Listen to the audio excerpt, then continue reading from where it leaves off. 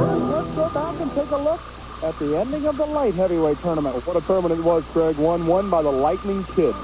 The Lightning Kid misses with a clothesline. Lynn! Oh! A spinning right scissors! Where did that come from?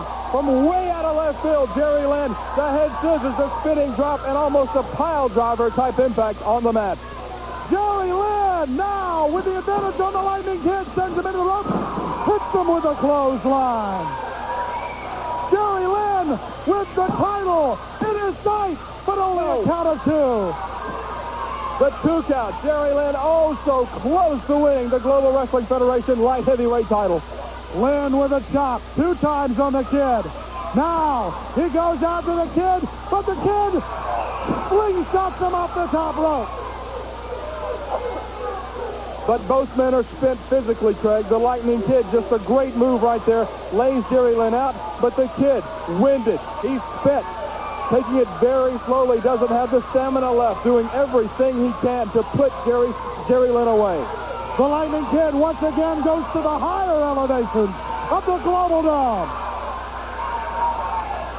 The Kid ready to pounce. Lynn is up, and the Lightning Kid takes down both the referee and Jerry Lynn. The Lightning Kid has the count for 3, 4, but James Beard has been knocked aside. The Lightning Kid going into the trunks, it looks like. He has something, and just nails Jerry Lynn. Lynn is down. Lynn dropped like a rock. Here's the count. No. The Lightning Kid has done it. He's won the championship. With that action now behind us, we move on to the Global Wrestling Federation Tag Team Tournament. There's a story to be told and some pairings to be gone over. We'll do that when Supercard continues after this. That's exactly right, Craig. The former champions, the English Lords, a tragic situation. They were in Europe, where they are the defending Global Wrestling Federation champions, or the former champions, involved in a very serious automobile accident on the Autobahn in Germany, and subsequently they have ended their careers. Very tragic situation, but the Global Wrestling Federation offices in Barcelona, Spain, have decreed that we will hold a tournament here on Supercard to determine the new GWF Tag Team Champions. Let's take a look at how the pairings will run down. To start things off, it's the American Breed against the team of the cartel, Cactus Jack and Makhan Singh. No question that Cactus Jack and Makhan Singh are going to be the odds-on favorites going into at least this first match. They have the experience, and they do have that cartel backing of the boss. El Gran Coloso teams up with a Firecat to take on Tom and Mike, the Dirty Davis brothers. Dirty Davis brothers from the wrong side of Nashville, if there is a wrong side of Nashville. Pretty nice town from what I remember. But Tom and Mike Davis are not nice guys. We're going to see some really tough stuff from these two. Jeff Gaylord and Action Jackson team up to take on the team of Wild Bill Irwin and Johnny Ace. Interesting combination between Bill Irwin and Johnny Ace. Johnny Ace, young, high-flying, formerly a member of the Dynamic Dudes. Wild Bill Irwin, just that, a wild brawler, former UWF Tag Team Champion. Tag team experience for these men, but not with each other. Will be interesting to see how that shakes up. Eric Fontaine will team with Brian Adias to go against Christopher Love's team of Hot Body, Randy Rhodes, and Quick Rick Garin. Well, with Christopher Love in the arena, you never know what to expect, and I think that will hold pretty much to form with these two. We move on as Gentleman Jim Cornette presents his team of Stan Lane and a mystery partner to go against Kendo Nagasaki, the Dragon Master, and the Dark Ninja. Well, Kendo Nagasaki, a long career in wrestling, but I don't know that Stan Lane and his mystery partner, whoever that's going to be, that mystery partner concept is going to throw off Kendo Nagasaki and his man, the Dark Ninja. That's going to be interesting to see how well the mental game is played in that match. A match I'm looking forward to. Chris Walker and Steve Simpson against the team from California, the California Stud and Hollywood John Tatum. Well, John Tatum, we've gone over his many attributes over the last few weeks. I'm really looking forward to seeing Chris Walker and Steve Simpson, two different athletes. Steve Simpson, a light heavyweight, very lithe individual. Chris Walker, just that Greek god body. Will be interesting to see how they make a team. Chaz and Garvin to team up to take the Brute from New Zealand, the Royal Family. Oh, the Royal Family, Rip Morgan and Jacko Victory. What can we tell you? Really out of control, very unorthodox match stylings there by the Royal Family against Chaz and Terry Garvin, two very good-looking young competitors. Wet and Wild to go against the Aztec and Chico Torres. Chico Torres and El Aztec from the Lucha Libre style of wrestling. Both men very well-versed in that high-flying style of wrestling. Will be an interesting match. Absolutely. The All-American team of the Patriot and Private Terry Daniels to go against Bad News and Big Bully Busick. Well, Bad News and Big Bully Busick are going to be the team of the tournament, no question about it. Great to see the Patriot in this tournament, the television champion, teaming with another great American in Private Terry Daniels. The Renegade Warriors against the Cuban Assassin and El Cubano. El Cubano and the Cuban Assassin to face Mark and Chris Youngblood. The Renegade Warriors, everyone knows them. We know what their strengths are. We don't know much about the Cuban Assassin and El Cubano as a team. Interesting to watch. The Handsome Stranger and Stephen Dane go against Hustler Rip Rogers and a new member of the cartel. It's not filled in yet. We don't know who that's going to be, but Rip Rogers and the fourth member of the cartel. Interesting.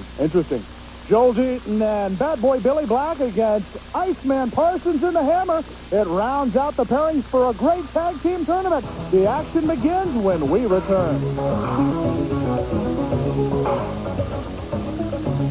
We will meet, I am told, the third member of the cartel. Now, you two obviously are going to be entered in the tag team tournament. Well, of course we're going to be entered in the tag team tournament because Makhan, he's part of the cartel. Hustler Rip Rogers, I'm part of the cartel. And the boss says the cartel will win the tag team tournament. No ifs, ands, or buts about it. All right, and you have a new member of the cartel? Let me tell you something, Pedicino. The boss told us that it's just like a major company coming into America and taking over. We get bigger.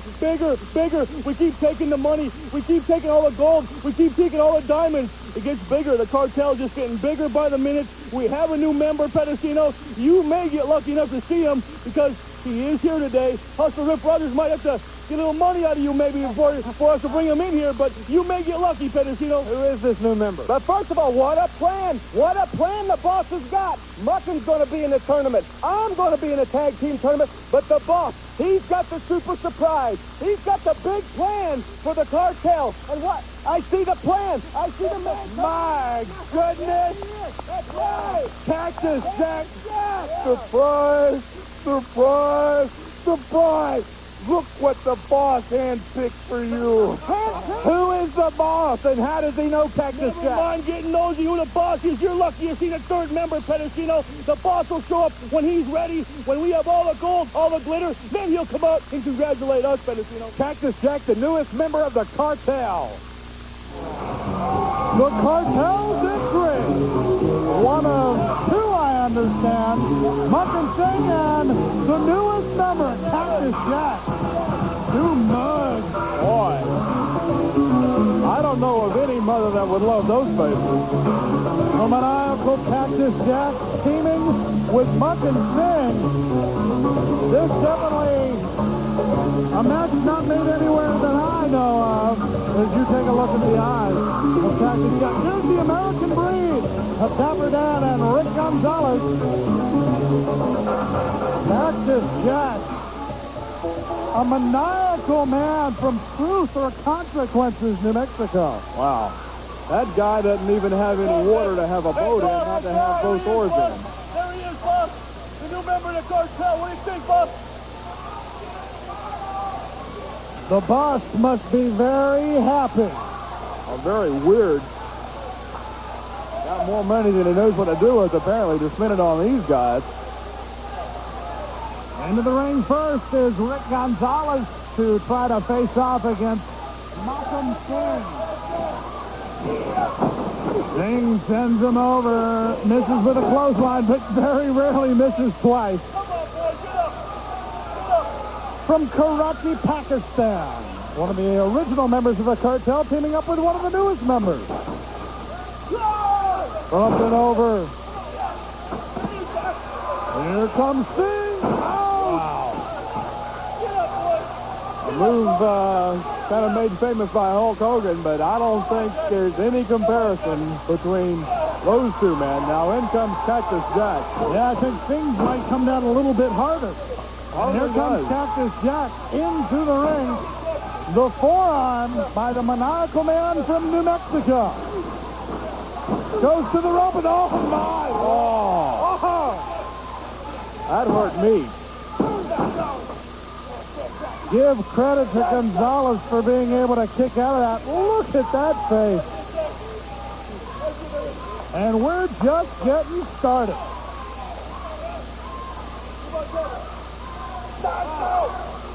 You ain't going nowhere.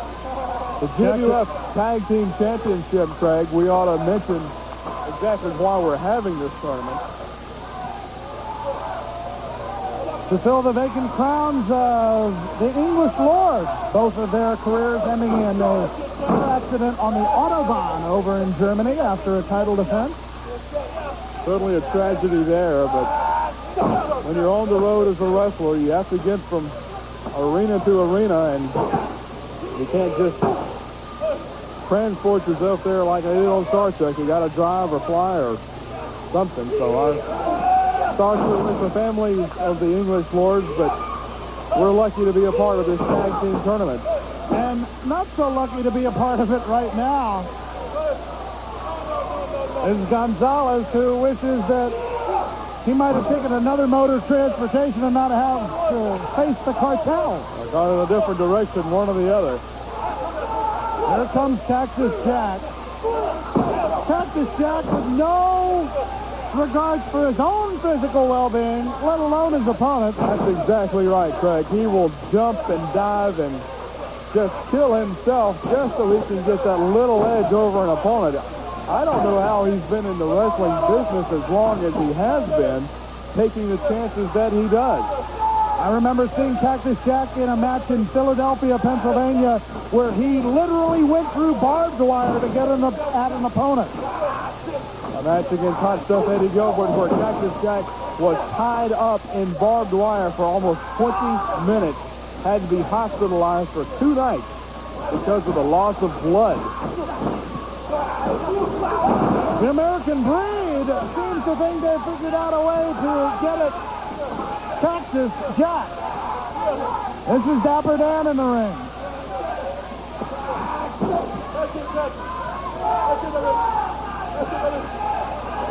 Cactus. That he's going over. Let's see if the prophecy is true. Indeed it is. Bang, bang. And here comes Singh. The cartel. 2 maniacal men going to work. Back into the ring. What a strange bird this boss must be. So far he's got Rip Rogers, Makhan Singh, and now Cactus Jack in the cartel. Who else is going to join this outfit? There's a rumor that there's a new member. It hasn't been confirmed, but with the cartel having 2 teams in the tournament, obviously somebody is going to have to team with Rip Rogers. We'll find out as the days progress. The tag into Cactus Jack. And Cactus with a boot. Just a big man. Snaps the neck down. Almost a DDT by Cactus Jack.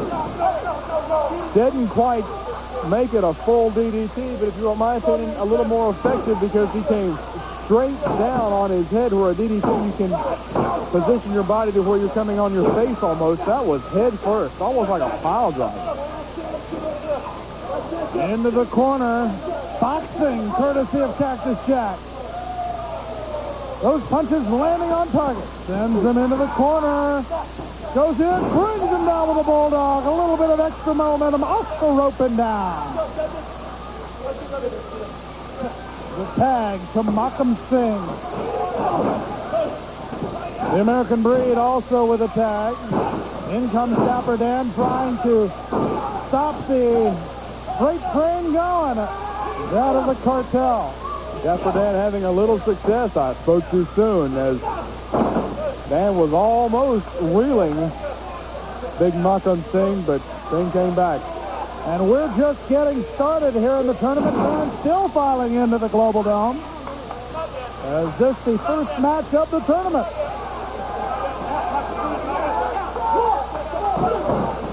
After the great television championship tournament and that really interesting light heavyweight tournament that we recapped earlier, with the Lightning Kid coming out on top. What's going to be in store for us in this tag team tournament? Can it possibly get any better than those two? I can't wait to find out. It's off to a good start here. Russian leg sweep, courtesy of Cactus Jack. Count of 1. And Dapper Dan somehow kicks out. I don't know if the American breed will regret that happening. Out to the ring apron. Cactus Jack goes down. Picks his man up and brings him down right by the railing. Goes up onto the apron. Watch out! Here he comes! Oh!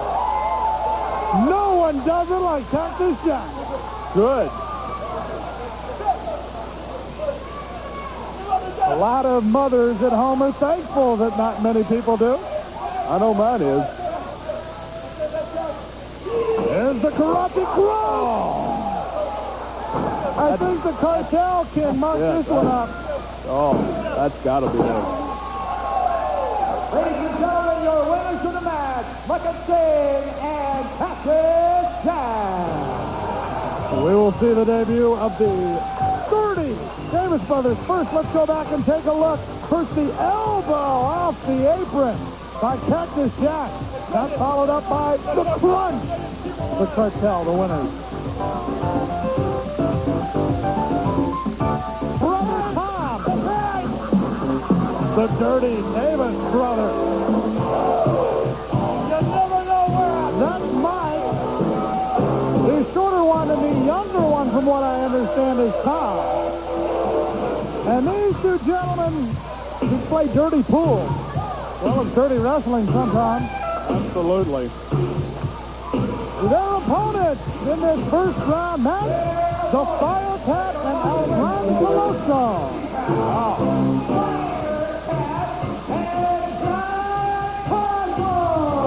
That's the Firecat leaping into the ring. Coloso following him.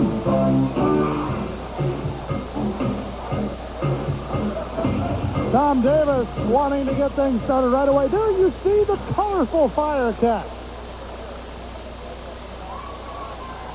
The Firecat, I understand, quite agile like a cat.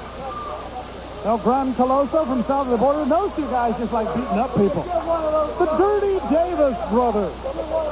Well, the Davis brothers certainly have a lot to live up to in the way of brother tag teams. Jack and Jerry Briscoe, Terry and Dory Funk Jr., going way back, Ole and Gene Anderson. How about the Valiant brothers? The Valiant brothers, and today the Beverly brothers, and of course Rick and Scott Steiner.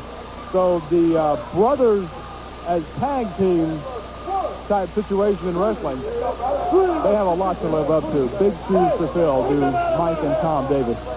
The Firecat. What an interesting match. Well, any art student out there will tell you that purple and yellow are complementary colors on the old color wheel. And if nothing else, it's very complimentary. Firecat going everywhere. Get on. Pulls him down in the fire pouch. Flips him over. 2 times. The fans weren't quite sure how to take the Firecat. But after he delivers those kind of moves, his own version of the Frankensteiner and a couple of really nice-looking arm drag takedowns. And that back flip got an 8 from most every judge in the place. That's right. We'll throw out the top and the low score there. Very impressive debut for the Firecat. And Mike Davis acknowledging with that nod of the head that, yeah, this guy's a little bit different than I thought. I'm going to approach him a different way. Into the ring, Gran Coloso gets the side headlock on Mike Davis. Into the rope. Coloso takes down Davis. Trying to get him with a shoulder block. Davis gets out of the way. And Coloso gains control. Coloso with the drop kick. 2 times. Look, oh, watch out. Pulls him over. The Dirty Davis brothers with a Dirty Davis roll. Oh. The Firecat adds the right. There is the tag into into the Firecat, over the top rope, the kick, and the side headlock once again. Spins it around, look at that, the double leg trip into the arm bar from behind. Quick as a cat, no doubt about that. We know that Mike and Tom Davis are not new to the sport of wrestling. There's too good of a look at Tom Davis, I think. Rolling him over.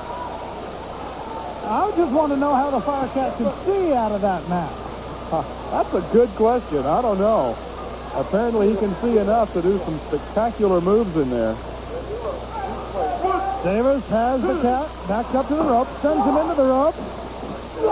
And the cat comes down on top of the top rope.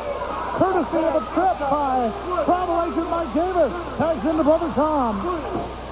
Firecat tried to block it, tried to hold off going into Davis, but his momentum took him right into Mike Davis, and Davis threw him up for that hot shot type maneuver, and now Tom Davis moving in on the Firecat.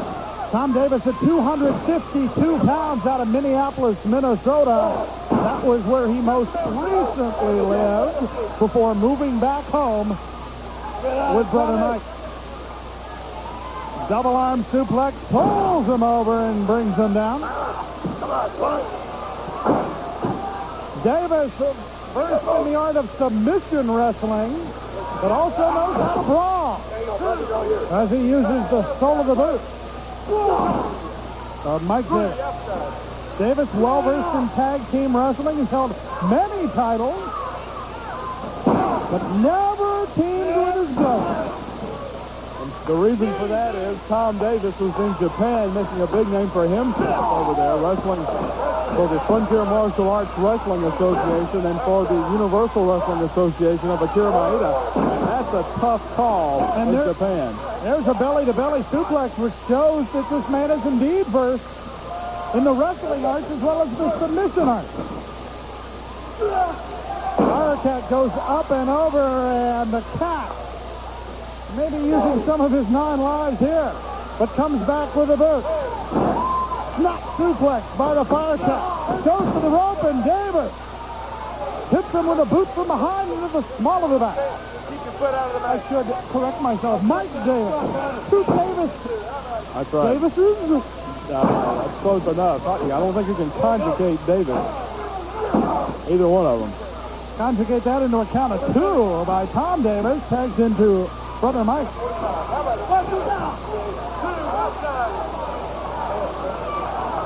Mike Davis trying the atomic drop, but the Firecat rolls him over. May have him locked up, but Tom Davis comes in for the save. Always has his head in the ring, does the Firecat. Knew right where he was in there, knew right where Mike Davis was, rolled him up for the pin. Would have had it not for the interference of Tom Davis. Davis now going to work on the Firecat, picks him up, sends him down. Thinks he has the Firecat worn down enough for a possible pin, but as you can see there, only a count of 1. Flying elbow when it looked like the cat was about to get set up for a backdrop. Davis was not expecting that Firecat out of left field, that last piece of energy he had. Lord, Tom Davis. Tag into Mike Davis. The Firecat tags to Gran Coloso, who is cleaning up house. Coloso doing it in there against both Davis brothers now. Coloso, and now Firecat comes out against Mike Davis. It's just going all over the place, and Firecat goes out. Meanwhile, Coloso rolling up. Tom Davis at all clothesline sends him down. Mike Davis goes out. Tom Davis rolls him up, gets the pin. Davis Brothers. The Dirty Davis Brothers get the win.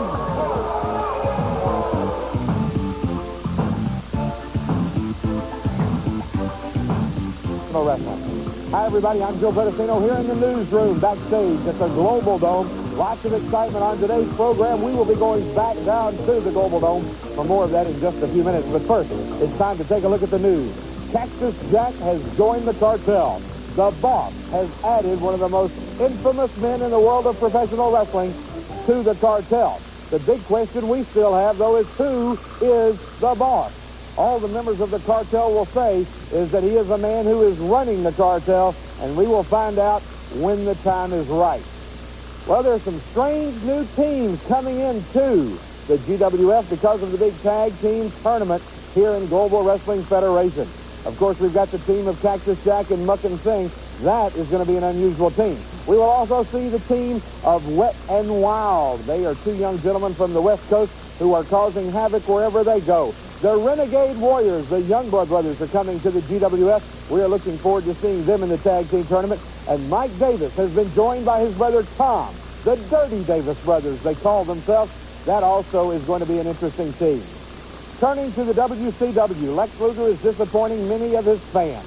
He seems to have a new attitude. He doesn't care about the fans anymore. And my question is, why does he need Mr. Hughes there at ringside with him?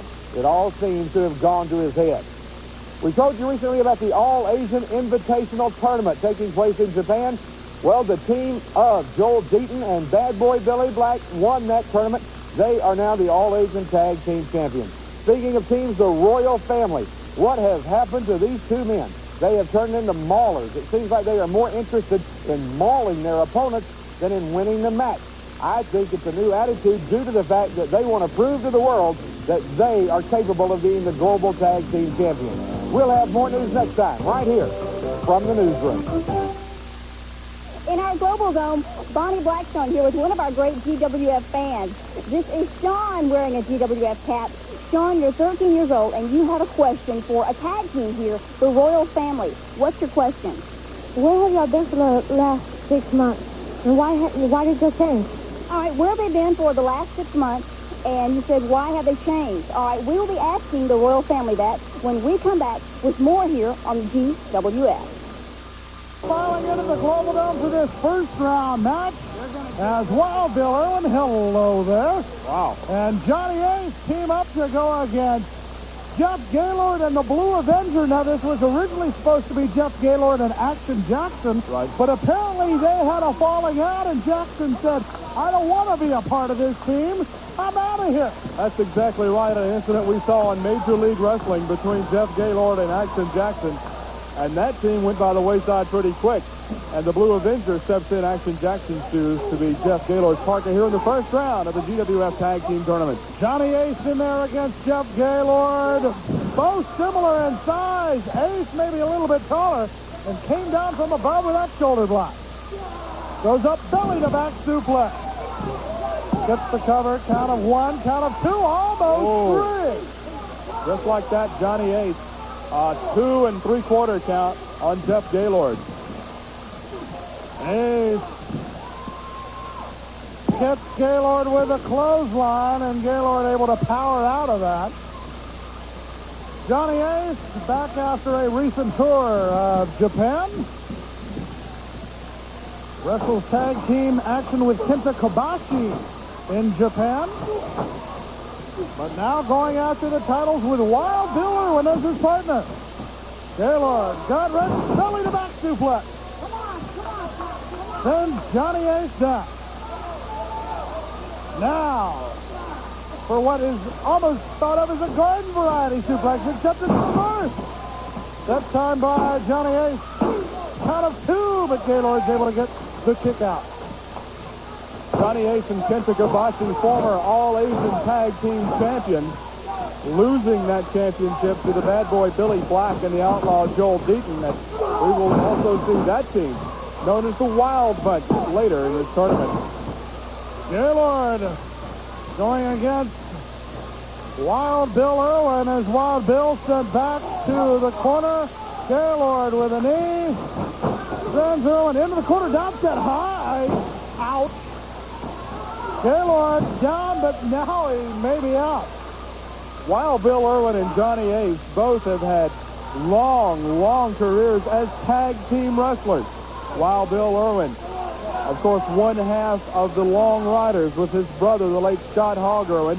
Wild Bill Irwin also former UWF Tag Team champion with the late Bad Leroy Brown. Johnny Ace, a former member of the Dynamic Dudes with Shane Douglas. So both of these men know their way around a tag team wrestling match. Right now, Jeff Gaylord will tag into the Blue Avenger. And give credit to the Blue Avenger for coming to the aid of Jeff Gaylord in a worst-case scenario. Certainly so. Holding onto the arm of Wild Bill Irwin. Avenger comes in. I don't think, of course, we don't know who the Blue Avenger is, but I don't think he's ever tagged with Gaylord before. And he comes in at a distinct disadvantage in that he probably, as of as late as this morning, maybe, didn't know he was going to be in this tournament at all. And here he is in the first round against an accomplished tag team like Bill Irwin and Johnny Ace, tagging with a man like Jeff Gaylord. Wow. Side Soptow. He may not answer his phone anymore. Very true. Ace comes in, the kick to the shoulder. Double underhook, sends him over on the suplex. Hooks the leg, count of one, count of two, but Ace unable to get the 3 count for the win. Forearm to the upper back. And now into the abdominal stretch. Johnny Ace, a big fella, about 6'6". Easily. You and I being the tallest announcing team in wrestling, we both look up to this man, quite literally. We do in more ways than one. Johnny Ace. Watch out here. Wow. That's one way to control your opponent. Count of 2 by Rick Manning. Just taking all the leverage away, and here's something that could take some sense away from you. The boot, definitely not a wrestling boot. Those are just cowboy boots that Wild Bill Irwin has somehow gotten the competition committee to approve for use in the ring. He just picked those things up down the Seaman Freeway and just brought them into the arena. Didn't get them mixed up as wrestling boots or anything. They got to be uncomfortable in there. Wow. Spin them around and send them down. That's the philosophy of Wild Bill. That's exactly what he did, too, so he's living by his own philosophy. The Blue Avenger attempting to affect Wild Bill in some way, but right now it's the Avenger taking the worst of the beating. Side comes that suplex. Almost slam dunked him the reverse way. Irwin having his way with the Blue Avenger. Want to stress here, Craig, first round action, the GWF Tag Team Tournament. And we've mentioned before the tragedy that befell the English Lord. Speaking of befalling, how about that clothesline befalling Wild Bill? Bill Irwin befalling all around that ring at the hands of Jeff Gaylord. And the Tiger from the University of Missouri, first team All-American, sends Wild Bill down and gets a count of 2. Irwin with a leapfrog. Both men go down. That's 2 big men to crash into each other. I can understand that feeling. As a former football player, I had pads and the likes you've never seen, and it still hurts when you run head up. These 2 men just in there in the trunks and nothing else. That'll take it out of you. Gaylord covering up on Irwin, gets a count of 2. Jeff Gaylord, a well-built athlete, former Missouri Tiger, holds numerous weightlifting records, was an All-American as a senior at Missouri.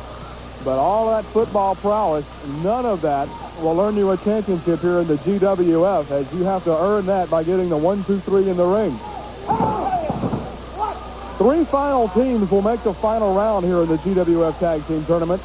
There will be a coin toss. One team will receive a bye into the actual finals. The other 2 teams have a playoff match with the winner facing the team that draws the bye.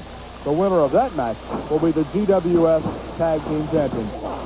Right now, Gaylord, who was without a partner earlier, seeming to have an advantage here with Johnny Ace, the neck breaker. Come on. Now Johnny Ace.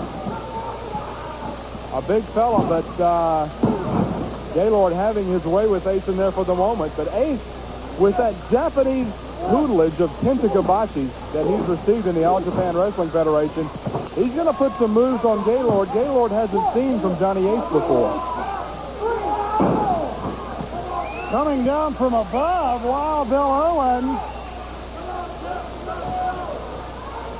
Maybe wreaking a little revenge on the punishment given to him earlier by Jeff Gaylord. A close-up look at Gaylord. Right in your lap in your living room, Bill Irwin goes down at the hands of Jeff Gaylord. Tags in the fresh man, the Blue Avenger. Very wary of approaching, wow, Bill Irwin. Irwin into the corner. Irwin comes out and give credit to the Avenger. He's doing his best out there on short notice. Gutsy guy in there. Whoa. Well, he got out of the way there. I believe Irwin may have gotten the tag. Indeed he did, as Ace is waiting for him. Takes him down. Rolls him up. Gets the 3. Ladies and gentlemen, your winners, Wild Bill Irwin and Johnny Ace.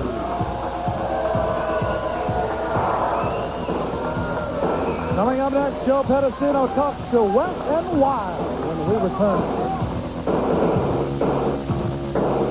Steve Ray and Sunny Beach, they are wet and wild. Now, we know why they call you wet, because you're a surfer, and they tell me out on the West Coast that you're one of the top names in surfing. Steve, the ladies tell me that they call you wild. Now, how do you know the ladies? Wait a minute, you're a married man. You shouldn't be talking to ladies. Me and this man right here, we talk to the ladies. We talk to the competition. That's all out there. We know what's going on. Now, first of all, we're here at the Global Dome, speaking live and living code to a legend in wrestling itself, Joe Pedicino. It's a privilege to be out here. That's one thing.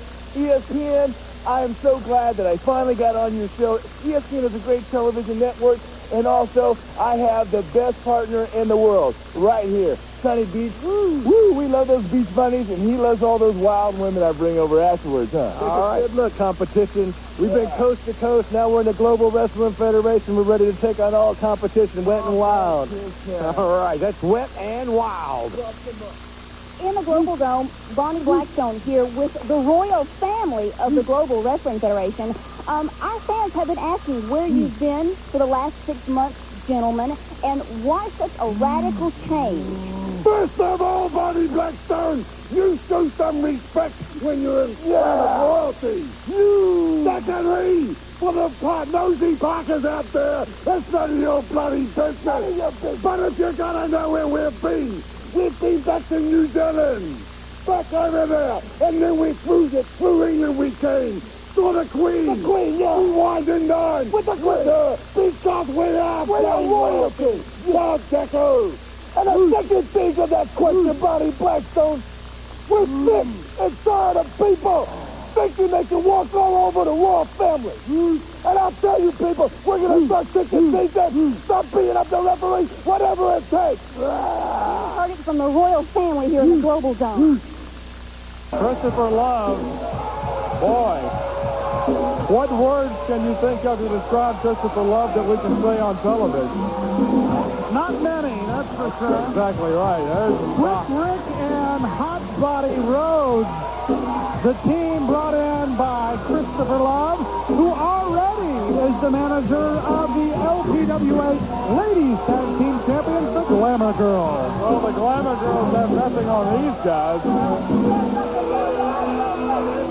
And there's Christopher Love discussing Buchanan affairs with a fan here at the Global Dome. I'm sure there were a few honeys. Oh, my. Look at these two. The feathers may be flying in this one. Don't you worry about it. Sit out. We have the boys out there to make Jock Cousteau, make Marlon Perkins play. But then again, he's pushing up daisies, isn't he? Eric Fontaine and Brian Adias are the opponents. Let's talk about them some. I'm tired of talking about these guys in pink. Fontaine, a pretty big fella. Brian Adias, we know a lot about.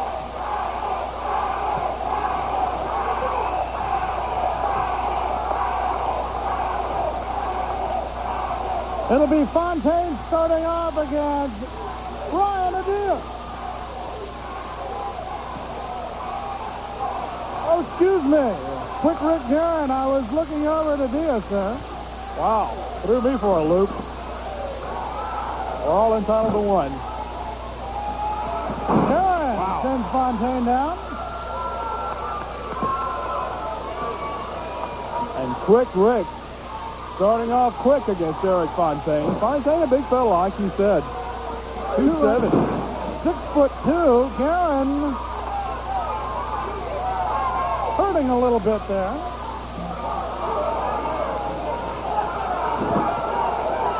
Eric Fontaine, former UCW North American heavyweight champion up in the Oklahoma, Arkansas, Nebraska area.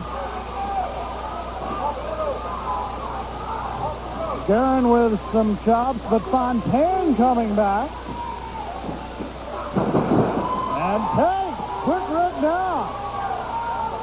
Fontaine, a big guy. Rick Garin, not so big. Of course, known as Quick Rick. His tags may not be too quick if these two gentlemen are able to keep him in the corner. Brian Adias coming in now. And Brian Adias, long history in wrestling. Been at this sport for about 13 years. Snapmare by Adias, Garin down to the mat, and knee right into the throat. And you won't outthink Brian Adias in a wrestling ring. That's one thing. You may be bigger than Brian Adias. You may even have more years of experience, but I think Brian Adias, it's very difficult to outthink this man in there. And Rick Garin, Quick Rick, as he's being called, certainly won't do that, I don't think. This is an even matchup weight-wise, 225 against 220. The 225 belonging to Brian Adias. Adias, no stranger to tag team championship.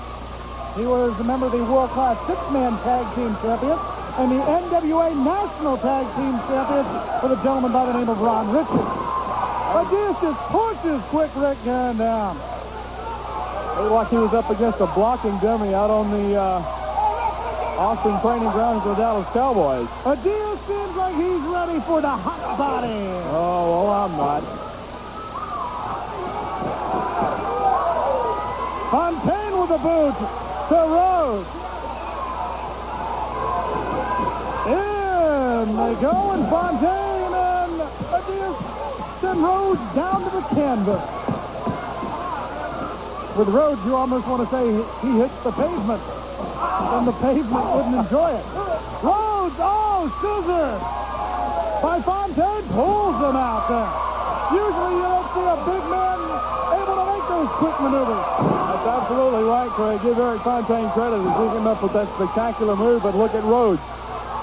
Oh, as spectacular as Eric Fontaine's move was, Rhodes is back on top and tagged in Quick Rick. Garin shot to the midsection, and there you see Christopher Love. Make me pick up my girl, I wish he'd mind some of his own.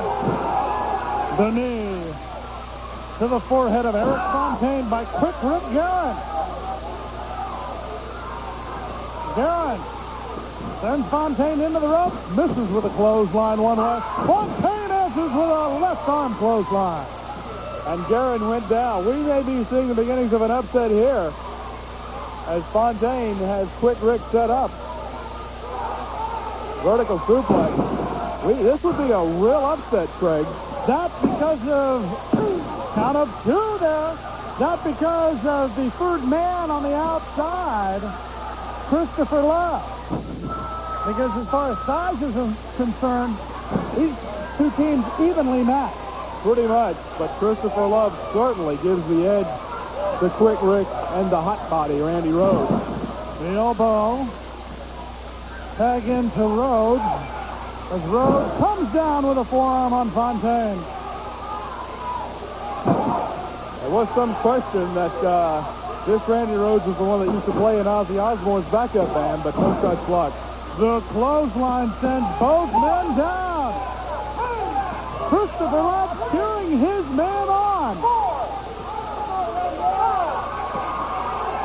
Rhodes makes it to his feet. Little woozy, if you will. Tags in Gran. But Fontaine with the tag to Adias. Adias chases down Gran.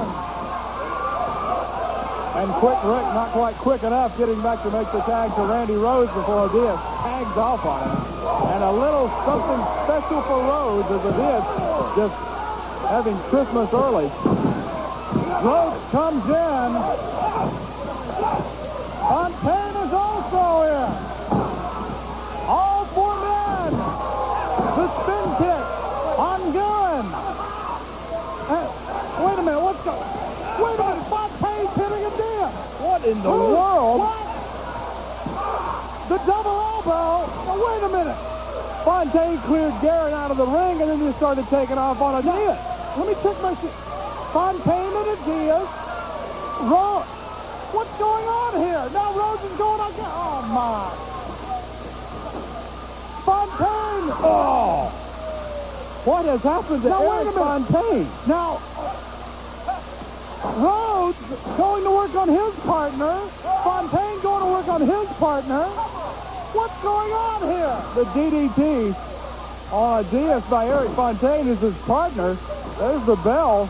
And they're pinning their own partner. What a weird turn of events.